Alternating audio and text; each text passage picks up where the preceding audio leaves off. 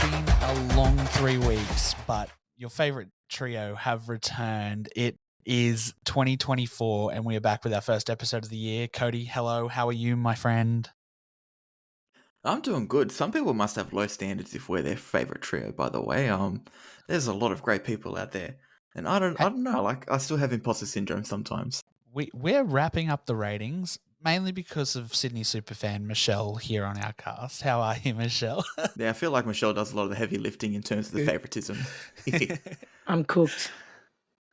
Cooked. You've done a few away trips. I've just got off a cruise. So Michelle and I are both with our You both voices. are cooked. Cody's holding down the fort today.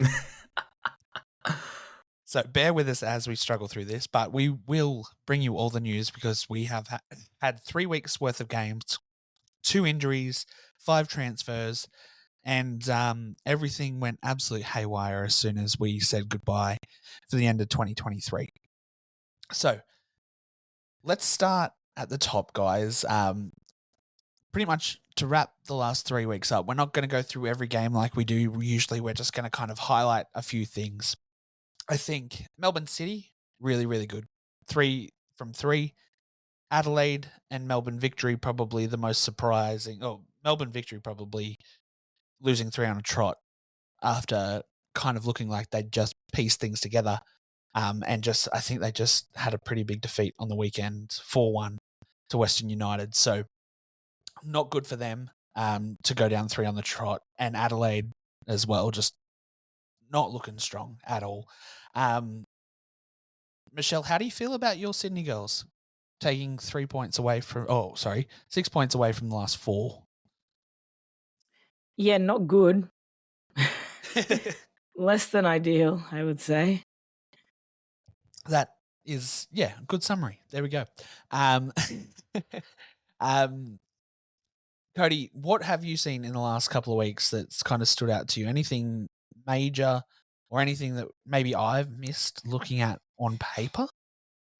If you're talking about the major thing that's happened over the last 3 weeks that's caught my eye, it's Melbourne City. So not anything that you've missed in particular, but God, Melbourne City are a lot of fun to watch. I think that's the first thing I kind of want to preface today.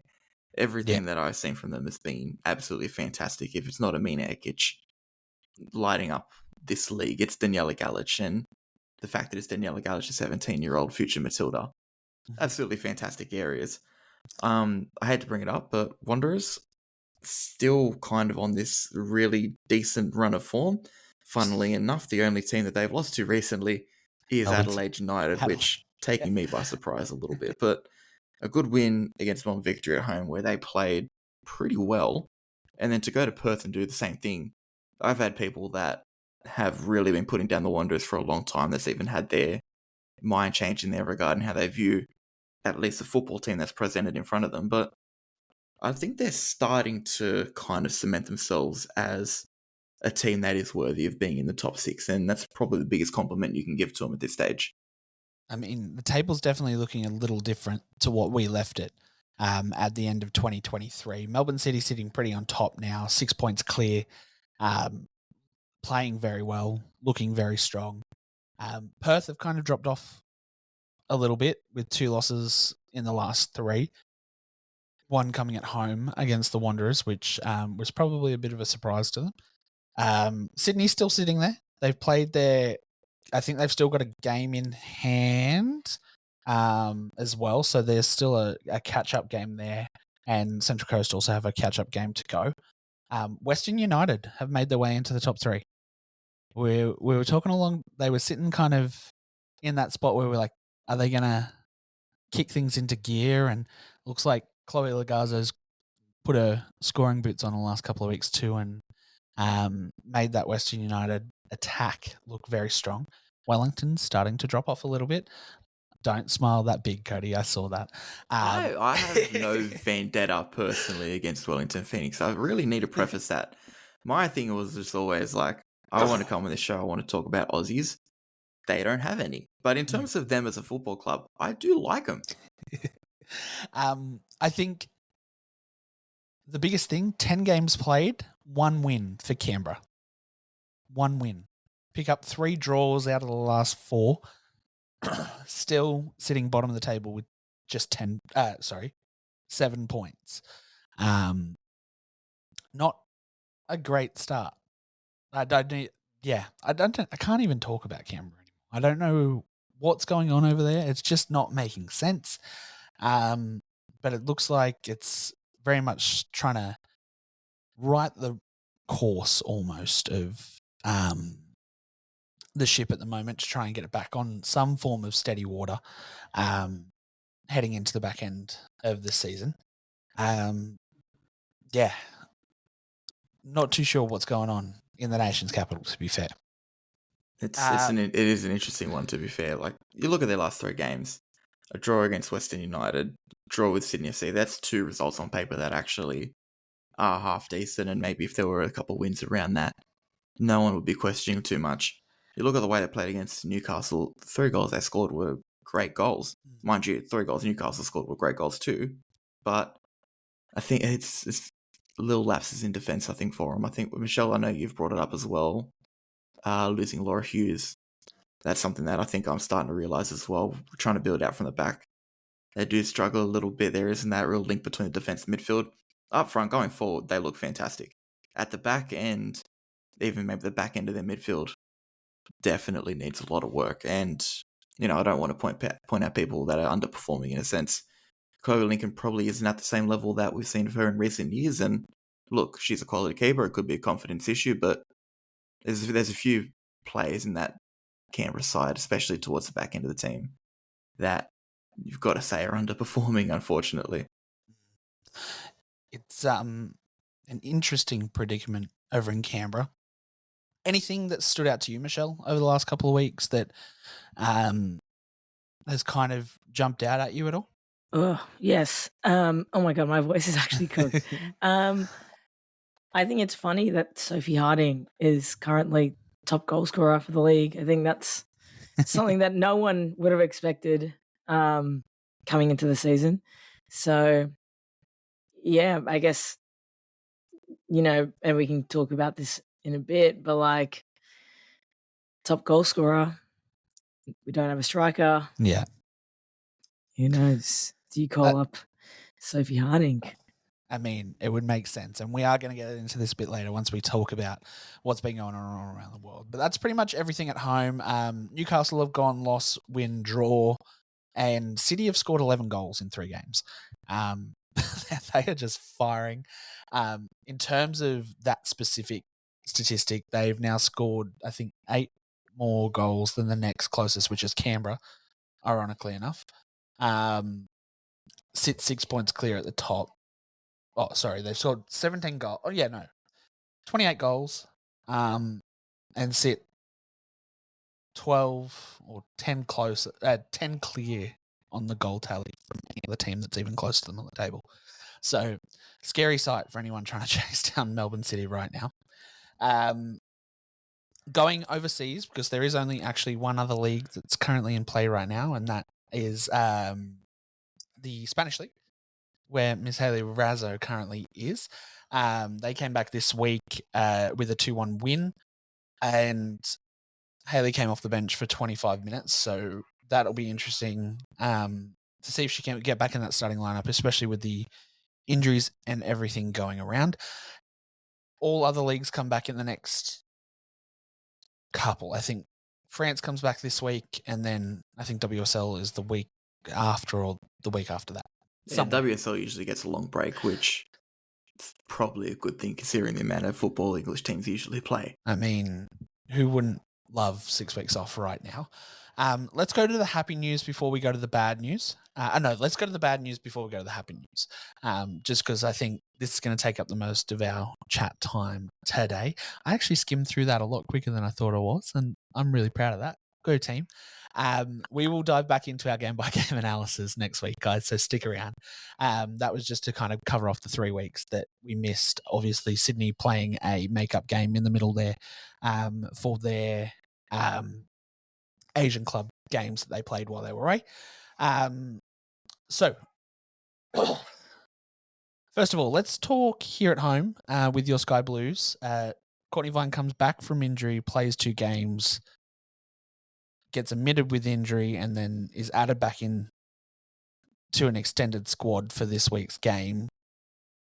Not something we kind of want to see, especially with the news that we're about to talk about.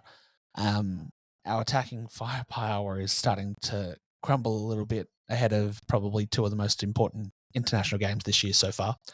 What have you heard on the ground, Michelle? Is there anything you can give us on this calf injury that Vine is carrying? Is it something that's going to kind of be a niggling thing that's going to stick around, or is it kind of something we don't need to worry too much about? Well, I don't know how to tell you this, Josh, but I am not a doctor. And I am not part of the physio team at Sydney FC. So, damn it. I don't know. She said, when I spoke to her yesterday, she said like she's hoping to be there next week, but I don't know. She doesn't know either. Like, Yeah. it's an injury. It's a calf injury. It's annoying. We saw how annoying it was at the World Cup with Sam, but, you know, I'm not a doctor. Hey, when she was on the field, she was scoring goals though, and that's, I think, what you can ask for. But yeah, hopefully it's not a niggling thing that's going to keep her out too long, because we're definitely going to need her now that Sam Kerr is out for 9 to 12 months. But she's not a striker, so she wouldn't take over from Sam's position anyway. So we need ball strength. I get it. Yes. Courtney's one player, absolutely, but you know she's not going to take over from Sam Kerr. We just don't need another loss to our attacking firepower, is what I was trying to get at there. But I agree, she's not Sam's replacement. For anyone that's missed the news, if you have been somehow living under some rock, Sam Kerr is going to be out, going off things for 9 to 12 months after rupturing her ACL in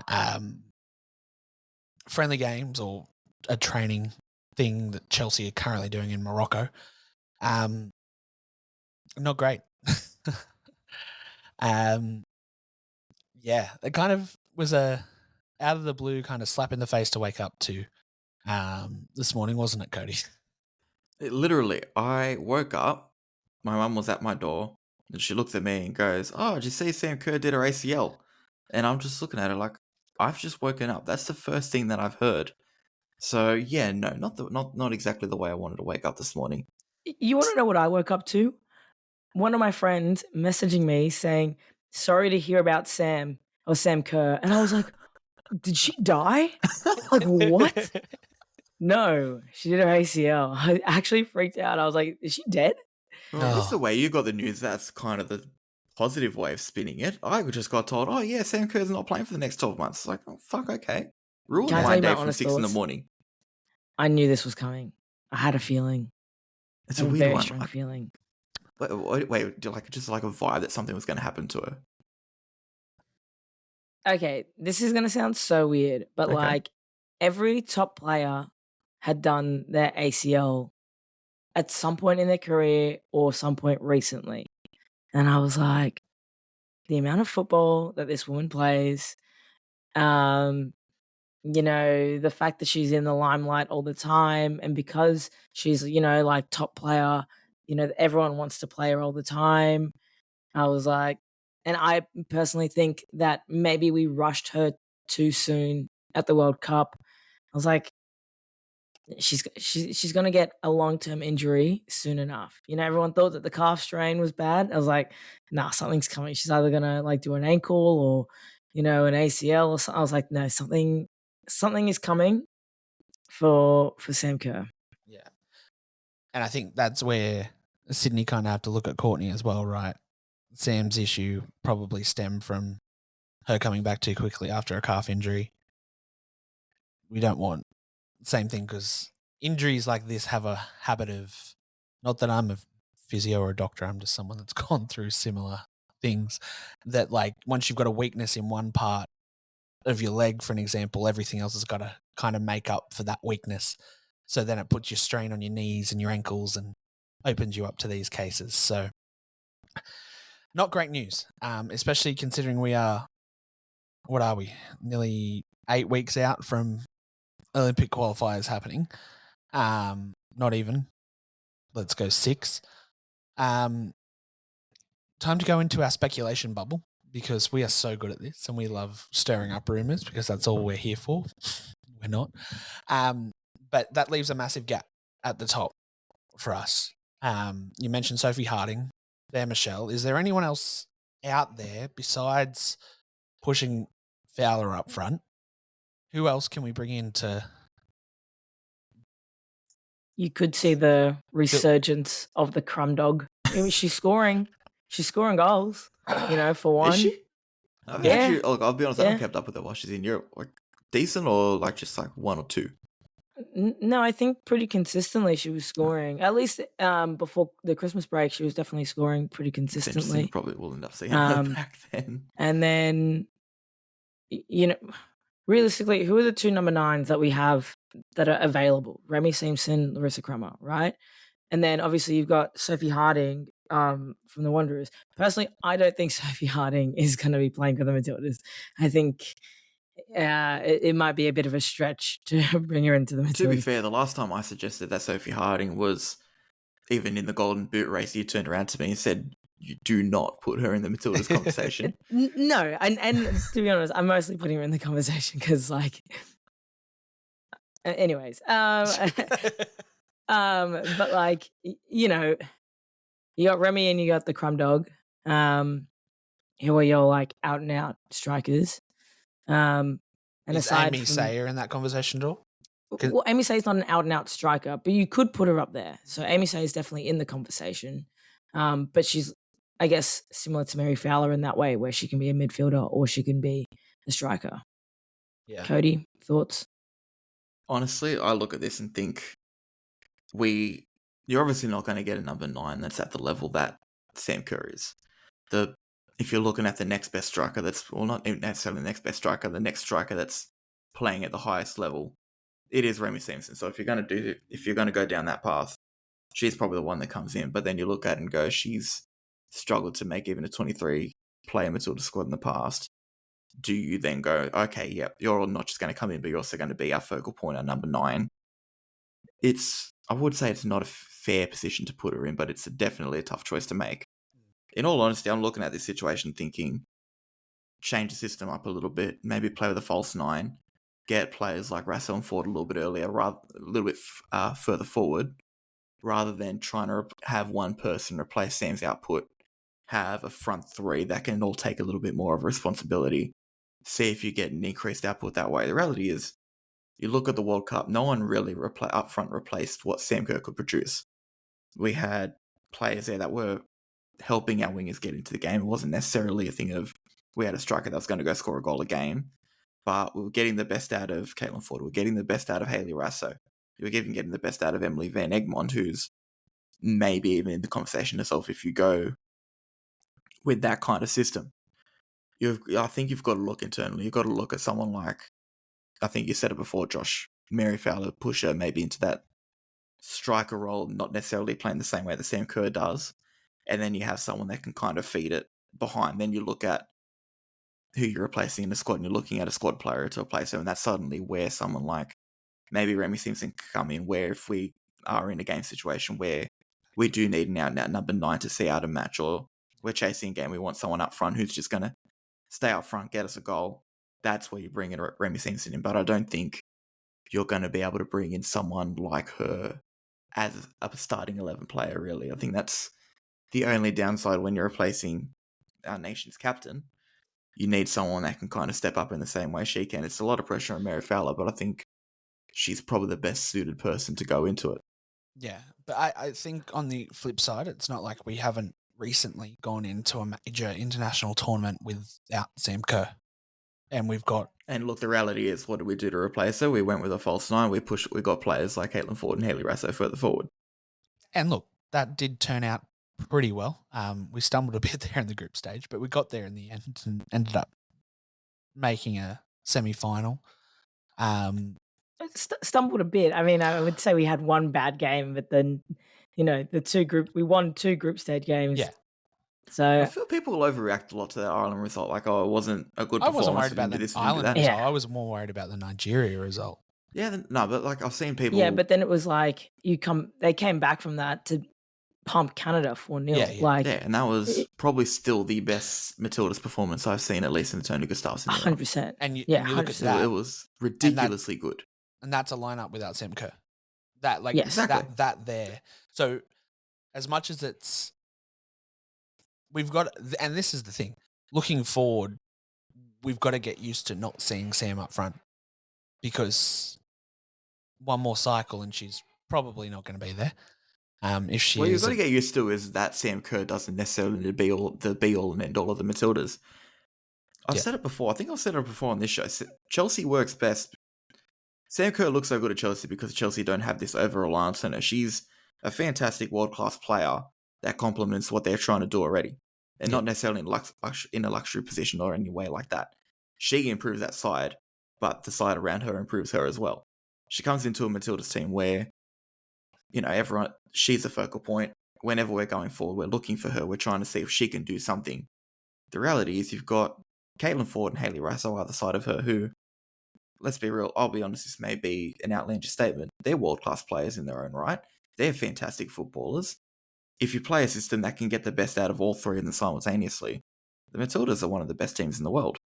If you can even bring it further back as well, you got on an overlap, you've got Kathleen Carpenter there as well. That like I'd argue that's one of the best fullback duos in international football. Like you put those, you look at just those four, that wing attack.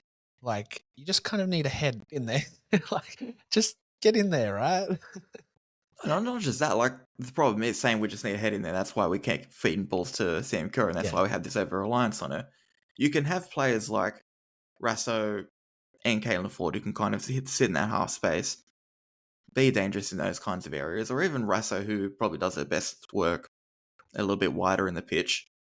You have someone like Ellie Carpenter that can cut in inside, and kind of sit in that half space as well, play like a bit like an inverted fullback. I'm sounding really technical right now. I don't actually have any coaching qualifications whatsoever, so I don't know how qualified I am to speak on these kinds of topics. But the reality is, we've got players that can go forward in a dangerous manner.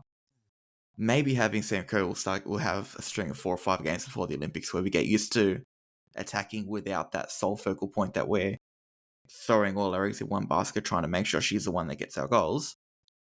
You put Fowler in that position. Fowler brings something different. Fowler probably brings a bit more of a technical aspect to the role. It could probably be beneficial. I'm not saying we're a better side without Sam Kerr. That'd be a ludicrous thing to kind of suggest. But the way we can set up could, in a way, be beneficial for some players around her as well. I think that's the biggest thing, is that it's not the be all and end all to not have Sam Kerr in It's a massive loss, yes, but there's, as long as we go about it in the right way and we set up the right way moving forward, and having 3, 4, maybe 5 games to get used to it, that could be the biggest thing for us. Yeah.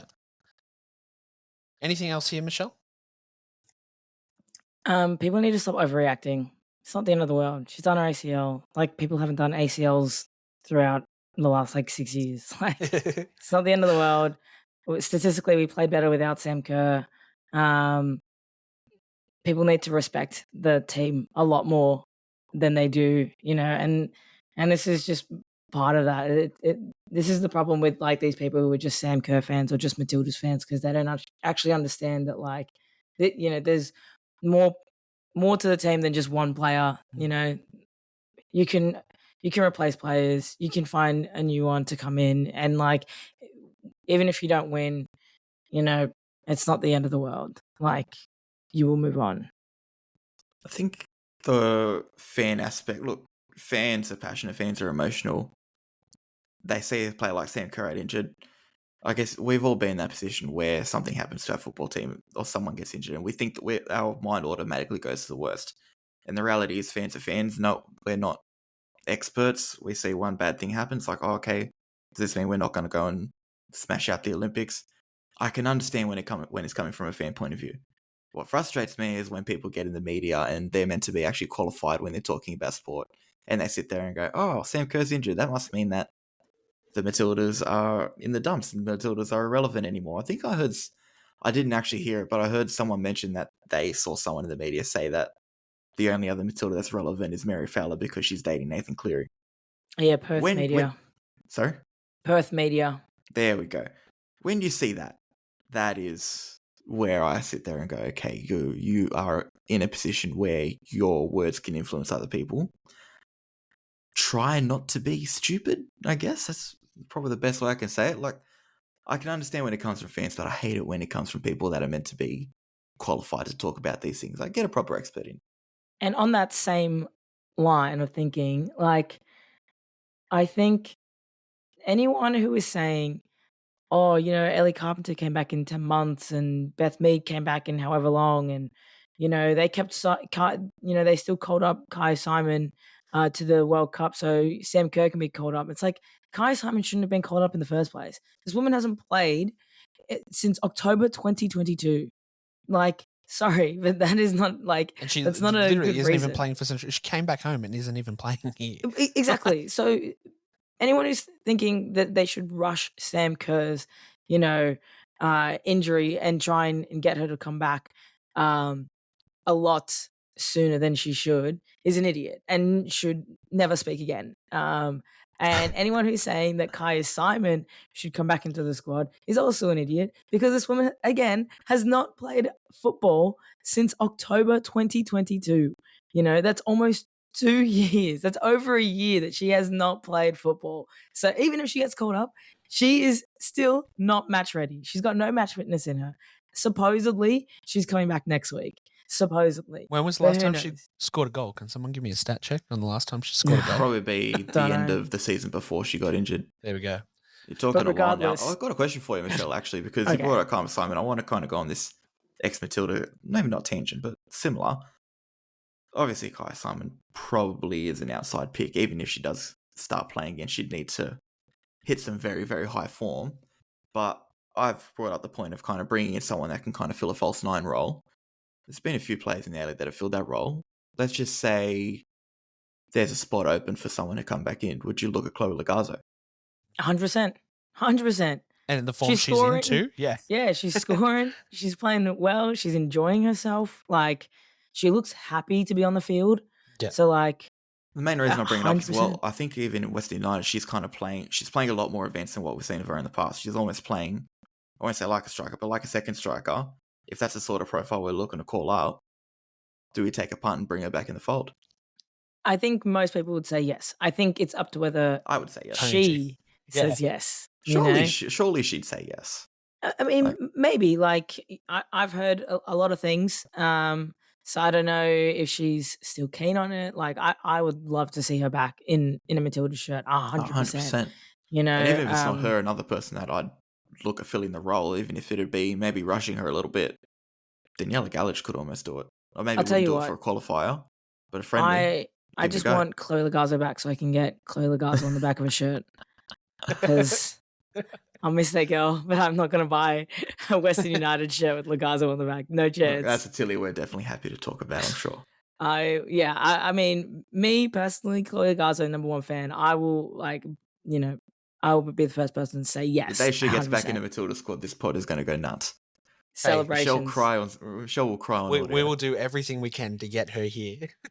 Celebrations. Just so Michelle can cry in front of No, us. she'll be like, oh, not this girl again. All right, so that's our speculation done and dusted for this week, folks.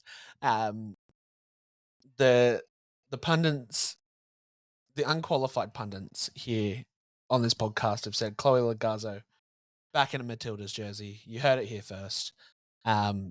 My God, if it happens, there'll be fireworks, I'll tell you. So we've gone from speculation to actual news. Let's start with another one of Michelle's team's major rivals, Charlie Grant in Lily White. I love this transfer. I think Charlie's going to go really well in Tottenham. For anyone playing along at home, we're going to talk about transfers now that have happened while we've been off. And this was literally the day after we signed off for the year that this was speculated. So Charlie Grant joins Tottenham and already is playing in friendlies and things like that. So it looks like she's getting some form of familiarity. Oh, English is not good first week back with the squad. She joins Millie Borton in Tottenham. What do you think of this transfer, Cody? How do you see this working out for Charlie? Is this the right move? Give me your non-expert opinion. Look, I'm trying to have a look at this Tottenham side as best I can because I'll be honest, I don't know a lot about Tottenham's women's team. My knowledge goes about as far as Millie Boughton is an Aussie and a young player in this team. From what I can see, though, it looks like the player that's been playing right back for him recently, and I'm going to butcher her name, so Josh, I'm taking a leaf out of your book here. Angara James. Really hope I got that right. My apologies to the Welsh community if I didn't. She's been playing right back for Tottenham, at least from what I can see. She definitely did in the last game or two. She's not a natural right back. So there must be a spot there open for Charlie to kind of slot into. So from that regard, she's going to a club that's high profile in football, even if it's not necessarily women's football. A club that would, I imagine, have a bit of ambition about them. And possibly, you never know, something could go on wrong and I could maybe miss something that's very obvious. But possibly looking like she's going into a side to be a starting player. Suddenly, we've got two right backs in our national team that are starting right backs for high quality clubs around European football. I don't know what more you could ask for, really. It's a good step probably to go into those major leagues as well, somewhere where she's not going to have to, or she's always going to have to fight for a place, but somewhere where she could probably stamp her authority quite quickly. She's not battling it out, and she's going to be playing against top quality players each week. It's Nevin's in the same situation. We're probably waiting to see for her to develop a little bit further than what she is now. But in the case of Charlie, maybe hot take. I'd probably put her a little bit ahead of Nevin, and I think she's going to be in an environment where, on paper, you'll see it too as well. Because obviously, fan perception would be that the Swedish league is a little bit lower to the WSL. Maybe people favour that, but Charlie, every time she's played for the Matildas, she's been fantastic. She's a reliable, serviceable player. And if she can take another step to be a high quality, even borderline world class fullback, it's only a positive for the Matildas, really, and it creates a bit of a selection headache with Carpenter as well. Michelle, I know Tottenham's not your natural love of football, but how do you feel seeing Charlie and Lily White? It's fine, I guess. She wants to go over there. I wish her well. Good luck. Spurs will Spurs, as they always say. But yeah, I think she's a great player and could be used really well. I guess the big thing is playing time and hoping that she gets minutes and not just sitting on the bench. But yeah, I guess there's not really much to say. I think Cody kind of said it all. Yeah. All right. Next on the list, we'll go back to Sweden. Polk's moving clubs going. If I feel like everyone's left Vicchio. I feel like there's been a massive exodus. Polk's moves from Vicchio to Kristianstad and joins Amy Sayer up there. This is probably just your standard run of the mill transfer that's happened this year, moving around country. It is what it is. Hopefully more playing time for Polks there and keeps her in and around maybe selection contention for the Olympics.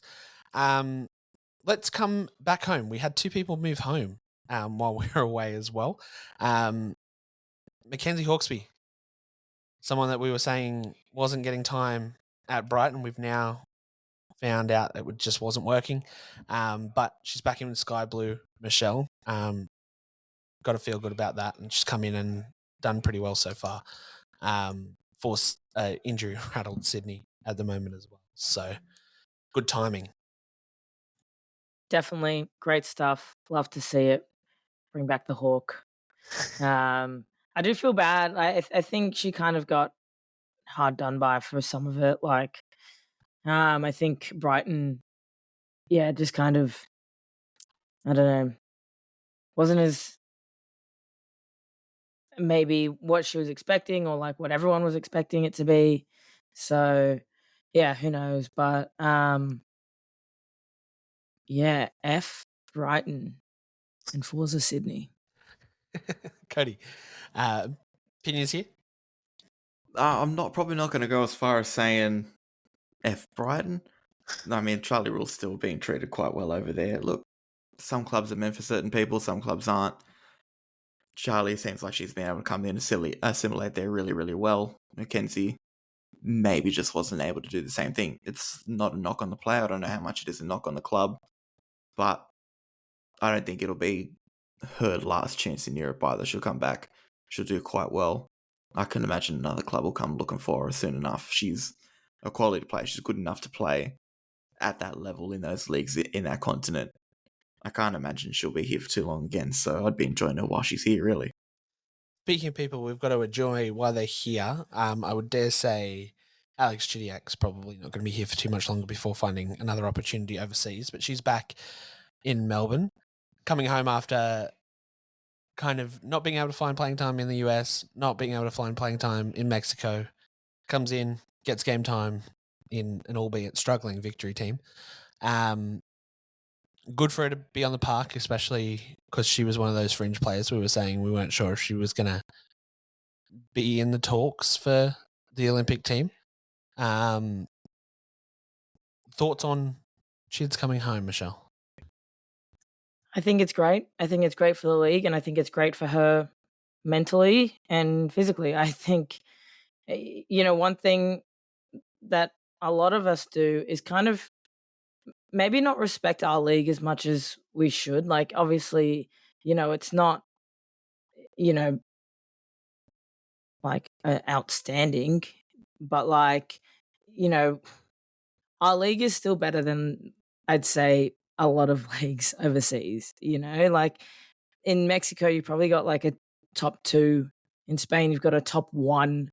In England, you've got a top 5, and in France, you've got like a top 3. Like it just because it's Europe doesn't mean it's like top tier. The NWSL was one of the biggest leagues. Before Europe started investing in their sport. So it's, I think Alex Chidiac coming home isn't a worry. I think Mackenzie Hawkesby coming home isn't a worry. And I think we need to stop this sort of like notion of like, our players must be going overseas if they want to play on the national team. Our players must be going overseas. The only reason I would say that they should be going overseas is because they would be in a professional environment and getting paid better than what they'll get paid here. But that's the only thing that I would say. Otherwise, I'm like, well, what's the big deal? The football's great. People are scoring goals. People are getting match time. They're getting their minutes. And for the most part, facilities here are pretty decent compared to maybe other leagues around the world. So, Alex Chidiac coming home, and this is what I mean with like Alex Chidiac, Chloe Lagazzo, Mackenzie Hawkesby, all these players, them being here is probably better for them to be in the Matildas than them going anywhere else and sitting on a bench. Like Chidiac, the reason she's back in the Matildas all those years ago is because she was playing at Melbourne Victory, because she was getting minutes. She was at Atletico Madrid and sat on a bench and was injured and hated it. Then she went to the US when she sat on a bench at Racing Louisville and played like 2 minutes off the bench every game, or every other game. And then she goes to Mexico where, again, the same sort of situation. So Alex coming home, great for her. And she gets to be around people that she likes, people that she knows, a language that she speaks. And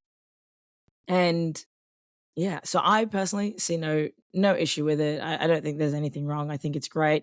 And if we can keep getting these players back into our league, it's only going to grow the audience. So it's great. Maybe Melbourne Victory should start charging people for tickets at some point, because free entry is all well and good until you don't make any money from it. So, yeah, I mean, I think Chid's coming back is a good thing, and I think it's important for her to be around people that she's mates with. Yeah, 100%. Cody, Chids? It's funny actually you mentioned like it's good for the league, people come out, watch her, and maybe eventually you can actually start charging to watch her play. The day she made a debut against the Wanderers, I was just kind of walking along the fence line. Just after Chidiac came on, there was two girls maybe 3 or 4 meters away from me. Couldn't tell you how old they were, maybe 12, 13, 14. And one of them turned to the other, started tapping on my shoulder, going, "Oh my God, is that Alex Chidiac? Oh my God, Chidiac, she's on the field." So it gets people excited for one, but it's also interesting that you're in a football match. No one actually knew Chidiac was about to be playing. So that was part I found quite interesting just about that whole scenario. No, look, the reality is Chidiac, I don't know what it is about every move that she's kind of made overseas and hasn't worked out. We've seen her here the amount of times that she's been able to show her quality and show that she is a very, very good technical player and someone who you go to leagues like Spain, Mexico, you'd actually think like her playing style would suit those leagues and she'd be able to come in and make an impact on a side. And from what I heard from Mexico, fans genuinely wanted to see her on the pitch and they were shocked as anyone that she wasn't getting game time. So if she's going to come into an environment here where she's respected, playing regularly, and playing good football as well, every time you watch her in the A-League Women's, Michelle, you did say the A-League Women's is at a good level. It is, and Chidiac still manages to blow that level off the park. And that just shows what a quality player she is as well. So it's obviously going to be good for her getting back into the Matilda squad. Tony will see her and actually be reminded of what she can do when she's playing for 60, 70, 80, 90 minutes instead of 10, 15. 100% is going to be positive. Even what you said, just a quick comment about what Michelle said, where football here is probably better than a lot of places in the world. The only thing that holds it back is that it's not professional. I remember having this conversation with Fiona Warts on record as well, so it's not an issue to talk about it. And she said, in terms of facilities and everything kind of around the game, Australia is a lot better than a lot of the other environments that she's been in. The one thing that's holding her back is the fact that you can go to England, play second division football, 90% chance you're in a full-time environment and getting paid a full-time wage. That is probably a concerning thing. It sucks because in this country we have probably one of the best environments to be a female footballer. But you can't then be a professional female footballer and be playing in Australia. So it's unfortunately a tough crossroads that we've got to kind of come into and eventually go, okay, if we can have all the facilities that we want, we can have the environment that we want. If we genuinely want to attract some of the best quality players that we can, this needs to be a full-time competition. And the funny thing is, it doesn't even need to be a league where you're paying players, I wouldn't even say in the millions. No one in sport and in this country, unless you're genuinely one of the top 2 players, gets paid in the millions for playing sport. You could be paying a player 100 or 150k a year, and we could probably attract some of the best players in women's football. I'd go that far to say that because 1, the quality here is good. 2, they'll come into an environment where they are respected, they are looked after, and everything that basically you look for in as a women's footballer, you would be getting here. So the day this A-League women's competition becomes professional is the day that football in this country, and women's football in particular, will experience this very, very cool and exciting boom. And I cannot wait for it. You look at the WSL, the average wage reported last year for, if they took all the wages and did it right, was about 50,000 Australian on average. You could go 45 and I reckon you'd be able to attract half of those players. It's not a massive shout, right? Like that's literally maybe 100k was pushing it. I thought that would have been the average wage in the WSL. Like you've got your Miedemars and your Meads and your Kerrs and everyone that's probably earning. But that means there's a lot of people below that 60k that's putting it back down. But you got to realize that a lot of these teams concerning. are made up with 16-year-olds and things like that as well, that they don't need to pay that too. So it'd be interesting to see what the senior average is. Yeah, so interesting. Not a massive jump. Like it's not asking a lot. Like that's the standard kind of wage for.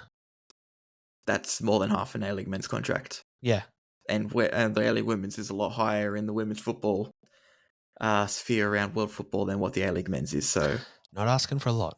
We're just asking for a little, lot at all, right? Biggest signing of the week, Harper Gorry signed by. I'm checking. Kat Gorry signed by West Ham. Did seem like Harper was signed too.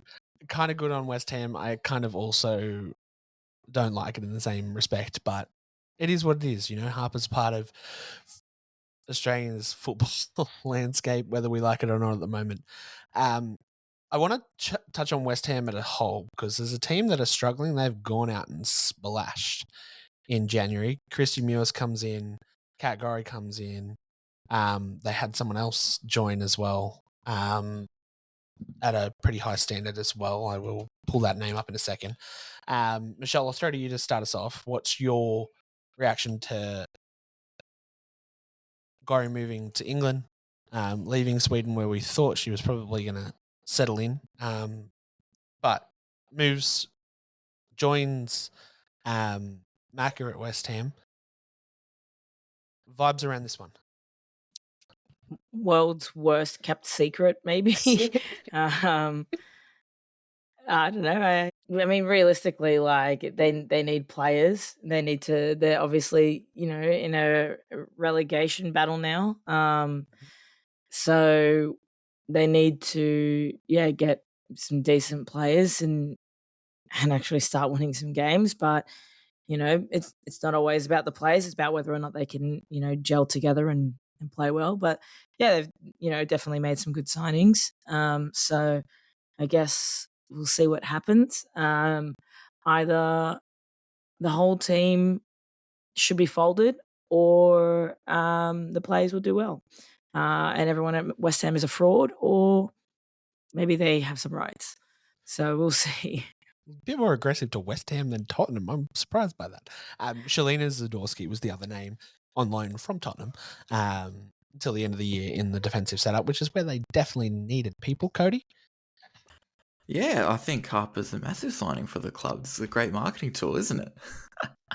I just want to get back under Michelle's skin. No, I never want to hear about that stupid baby again. I'm so over the baby.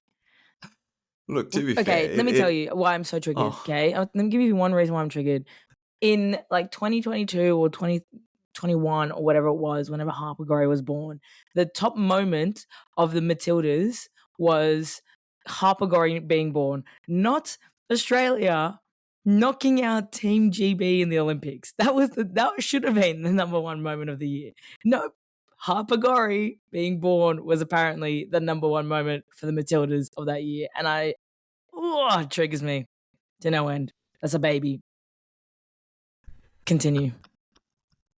I don't know how to come back from that, bloody hell.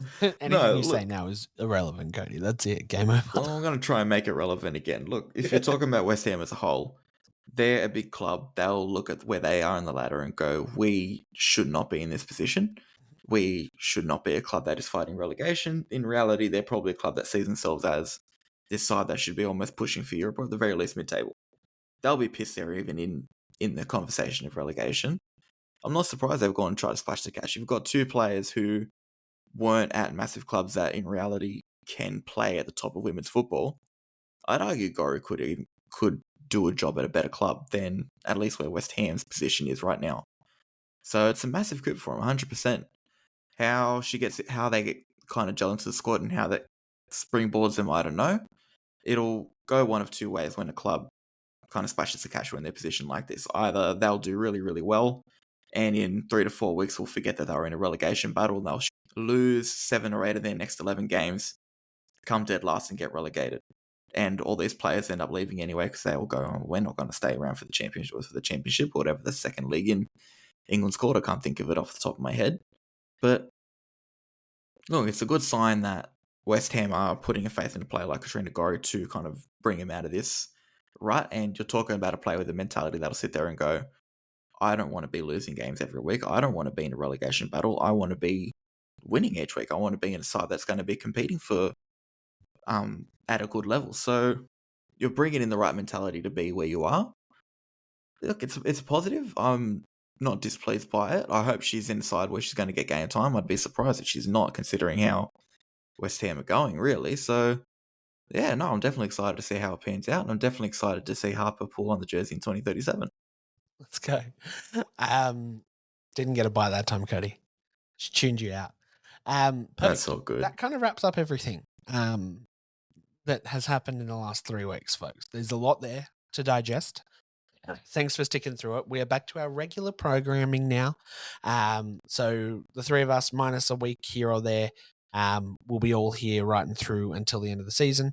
Then we'll probably take another quick break before the Olympics kick in, and then it's all gung-ho, and then we're pretty much in a transfer window, and the season starts again from there. Yay. No breaks. ACLs galore. Just doesn't sit right. Anyway, we've got games coming up this weekend that we can talk about. Perth come to Melbourne to play Victory. Definitely a must-win for Victory at home on Friday night. To be fair, they're playing in Sydney. Oh, yeah. Is it Unite round this week? Unite round is this week, yeah. Unite round this week. Everybody throw everything I just said out. Hold up. Is every game in Sydney? What? Every single game. Every single game. I am definitely a promoter of the A-League. Oh my God. Right, have you not heard about your Unite round? I have. I was the one that messaged you to say we should all get tickets. I definitely have not got my tickets, so I've got 12 games in 3 days, all in one place. A footballing feast awaits this weekend. Grab your tickets now. Oh, shut up. That was a plug, Cody. Ultimate away day. Yeah, look at that. Hashtag Feel New South Wales. We may be there. We may not be there. We will probably be there. I'll be there. Oh, okay. I'm going to have to get tickets. I've got to figure out if I'm working this weekend or not. But if you haven't got your tickets already, make sure you're jumping on for Unite Round, because this is going to be an absolutely awesome weekend of football, men's, women's, all in one place. So Melbourne play Perth, Wellington play Central Coast, Canberra play Adelaide, Brisbane and Newcastle, Western Sydney and Melbourne City, and then Western United and Sydney to kick things off. There is a midweek game next week that we won't have covered by the time the podcast comes out. Sydney play their last catch-up game against the Central Coast next Wednesday. So that'll be in there as well for our wrap-up next week. Give me 2 seconds to pull some things up, ladies and gentlemen. Real Madrid apparently don't play next week. They've got the week off. There you go. Real Madrid have the week off. They don't play until the 28th. And I believe Liga is back next week for their first game after their Christmas break. Maybe not. 10th of January. Yes, I was right. PSG play... is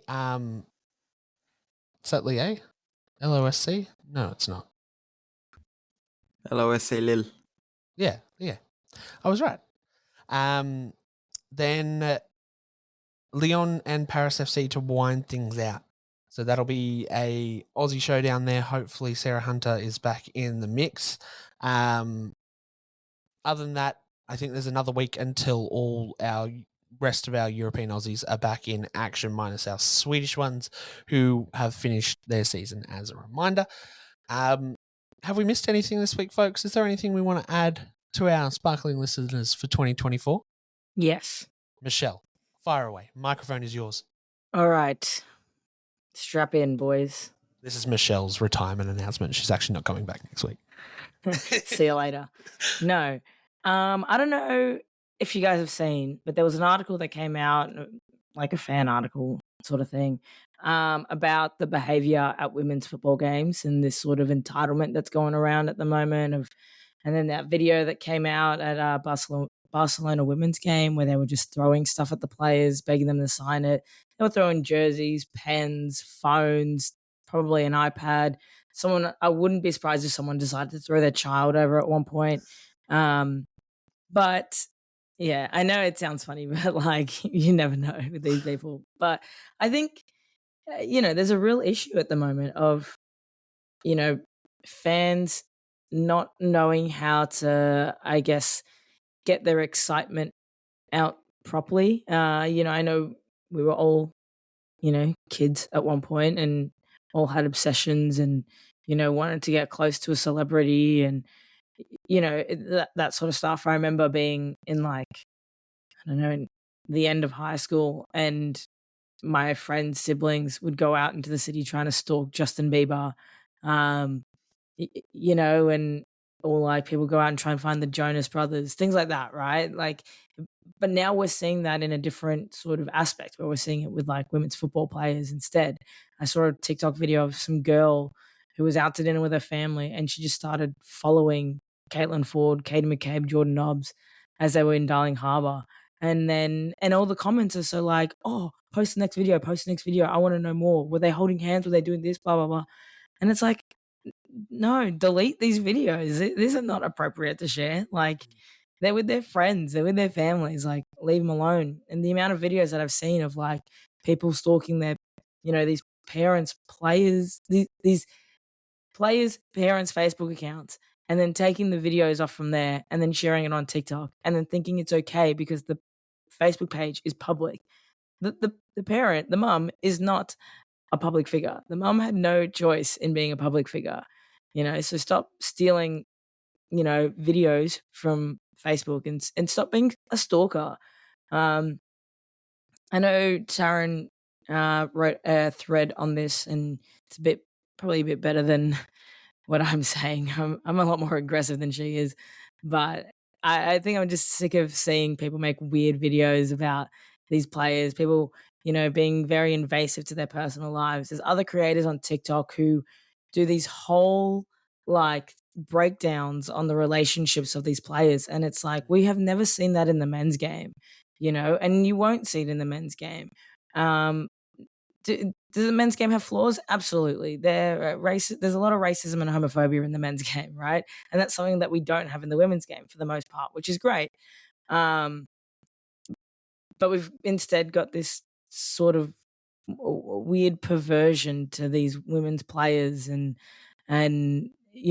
wanting to dissect every Instagram photo to see which teammate they're dating. Like, it's just not appropriate. It's not on. And I think we can all do better. And I think, if you see it on TikTok, if you see a video on a reel or something, then call it out because it's not right. It's not on. And soon enough, the longer that this continues and this behavior continues, soon enough, you won't get a chance to say hi to your favorite player anymore. Yeah. That's all I want to say. Anything to add, Cody? It's a part of me believes that this has kind of been festered because women's football has had a reputation in the past that you go to a game or you follow women's football, you're going to have the opportunity to kind of interact with your favorite players. There's been that I won't say stigma, reputation about that side of the sport, especially in recent years. The problem is, as women's football grows, that reputation isn't subsiding anytime soon, and it's growing to a point where people think it's not just an exciting factor, but an expectation that, oh, if I go to this game, someone is going to say hi to me, or I'm going to get a photo of someone, or I'm going to get something signed, and suddenly the excitement of all the actual joy that you're meant to receive when you do get the opportunity to do that kind of subsides because it's like, oh, well, I'm here, so what am I getting for it? Your ticket gets you entry to a game, it doesn't get you a meet and greet, doesn't get you a photo or anything like that. And it's a shame because, look, in my opinion, at least for the most part, a lot of people are respectful about it. A lot of people that I see are happy to wait patiently, happy to wait a couple of hours even if that's what it takes to meet their favourite player. But then you've got this small sector of fans, and it's for the most part, I do believe it's a new set of fans that are coming to these games. It's like, well, I'm here. What are you doing for me? Oh, why aren't you signing my kid's shirt? Oh, why aren't you doing this? Why aren't you doing that? When it crosses that line, that's when it ruins it for people that do genuinely have their heart and soul in this game. And the ones that do have their heart and soul in this game are the ones that aren't going to treat players like a celebrity, like a public figure, even if they are to a certain extent, but like a genuine human being. As long as that respect doesn't subside, fan interaction is a beautiful thing. It's one of my favorite things about football, especially when you're at maybe a perceived lower level. That fan interaction is probably one of the most important things you can do. But if you're in a position where you're not being treated like a human, what player's going to stay around and sign autographs for people that are going to treat them like an animal?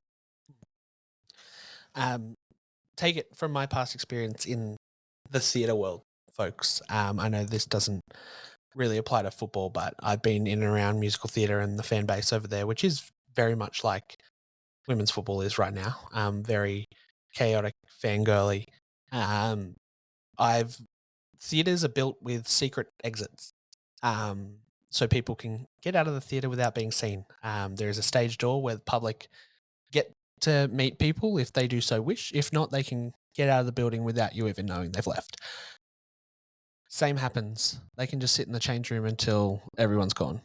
They don't have to come over to the fence. They can just walk down that tunnel, and especially Or they can be like Sam Kerr, who apparently jumped into the bus and she was actually hiding in the where they put the bags underneath the bus. Yeah. Apparently one time she was in there and didn't come out. Exactly. There's options, and we shouldn't be driving people to it because, like, I've been around some really crappy situations at stage doors, and I've got friends in the theatre world that don't stage door anymore because of the way they've been treated by fans of them or the show and things like that.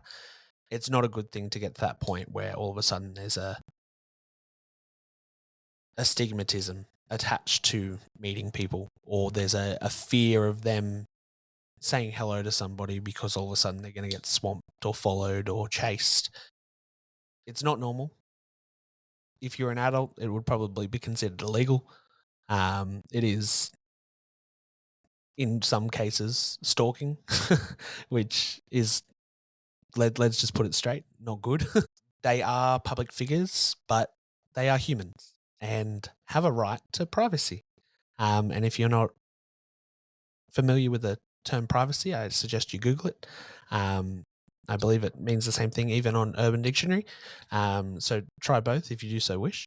But we will not promote any videos like that. We will be the ones that will call them out and keep this part of the conversation going as long as it's happening, because we don't want those special moments where you get to meet those people, them coming over to say hi after the game. We don't want that to disappear from the game, because that's something special that we all hold dear, that we've had those experiences over years of being around football. We've gotten to the point where we build relationships and things like that with players, and that's special because of the respect mutually that they don't have to walk around and say hi. It's not a part of their contract. It might be expected by the club at some points, but at the end of the game, they can literally just walk back down that tunnel. They do not have to walk around and say hello. And they choose to do that. So while it's a part of the game, make sure you're respecting it and keeping it civil, because we don't want it to disappear. But football is back. Talking Tillies is back. We'll be back in your ears, on your TV screens next week with another episode. As always, we do have a special guest coming up soon, which is going to be a special feature episode once we figure out what time we're going to record that, and all of that info will be on our socials as to who that is. But for now, we do have a website up and running as well, so you can check our lovely faces out and hear the podcast if you want to find it easier and more accessible at talkingtillies.com.au. So we are up there now. You'll find us on all socials during the week. And we'll be back next week with a brand new episode of the Talking Tillies podcast. Bye.